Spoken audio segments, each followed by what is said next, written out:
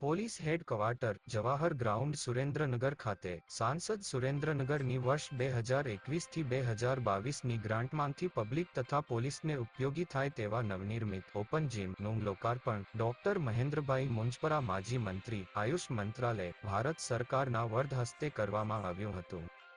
યોજાયેલ કાર્યક્રમમાં ડોક્ટર મહેન્દ્રભાઈ મુંજપરાએ પ્રાસંગિક ઉદ્બોધન કરતા દેશમાં ખૂબ જ નાની વયે હાર્ટ એટેકના દર્દીઓમાં વધારો જોવા મળી રહ્યો છે ત્યારે સ્વસ્થ હૃદય માટે યોગ્ય આહારની સાથે વ્યાયામને પણ રોજિંદા જીવનમાં સમાવેશ કરવામાં આવે તેવું ઉપસ્થિત જનમેદનીને આહવાન કર્યું હતું। સાથે જ જિલ્લા પોલીસ અધિક્ષક ડોક્ટર ગિરીશ પંડ્યા દ્વારા નવનિર્મિત ઓપન જીમનો પોલીસની સાથે સાથે પબ્લિક પણ આ સુવિધાનો લાભ લે તેવું જણાવવામાં આવ્યું હતું।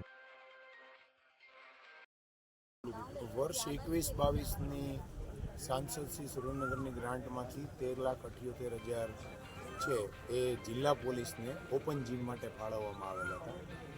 આ ગ્રાન્ટ છે એમની જે કંઈ વહીવટી પ્રક્રિયા પૂરી કરી અને આજે માનનીય માજી મંત્રી શ્રી મુંજપરા સાહેબના હસ્તે એને લોકાર્પણ કરવામાં આવેલું છે। આ જીમની અંદર ટોટલ 16 અલગ અલગ પ્રકારના ઇન્સ્ટ્રુમેન્ટ અને કેટલાક ઇન્સ્ટ્રુમેન્ટ જે જોડીમાં છે એટલે કુલ 25 ઇન્સ્ટ્રુમેન્ટ છે એ સુરેન્દ્રનગરની આમ જનતા માટે ઓપન મૂકવામાં આવેલા છે।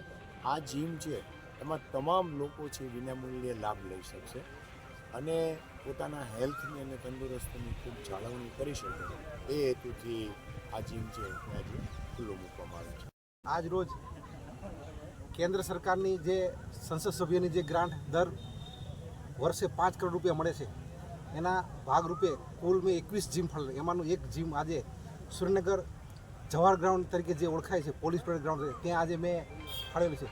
એમાં માનનીય જગદીશભાઈ મકવાણા, માનનીય ચંદુભાઈ સિહોરા, માનનીય પીકે પરમાર, માનનીય એસપી સાહેબ, માનનીય કલેક્ટર સાહેબ અને માનનીય પૂર્વ ધારાસભ્ય શ્રી ધનજીભાઈ પટેલ અને જિજ્ઞાબેન પંડ્યાની હાજરીમાં આ લોકાર્પણ કરેલ છે।